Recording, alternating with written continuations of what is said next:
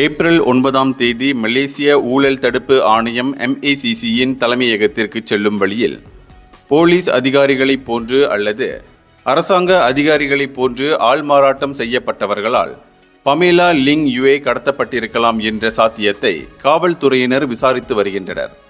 Police படை தலைவர் IGP Tan Sri Razarudin Hussain கூறுகையில், சம்பவ தினத்தன்று பமேலாவை MACC தலைமையகத்திற்கு ஏற்றிச் சென்ற கிராப் ஓட்டுநர் அளித்த வாக்குமூலத்தையும் CCTV காணொளிகளையும் காவல்துறை ஆராய்ந்து வருகிறது என்று கூறினார். மேலும் இந்த வழக்கு விசாரணையில் கோலாலம்பூர் போலீஸ் துறையினருக்கு உதவுவதற்காகவும் காணாமல் போனவரை தேடி கண்டுபிடிப்பதற்கும் புக்கிட் அமான் குற்றப்புலனாய்வு இலாக்காவை பணித்துள்ளதாகவும் ரசாருடின் தெரிவித்தார்.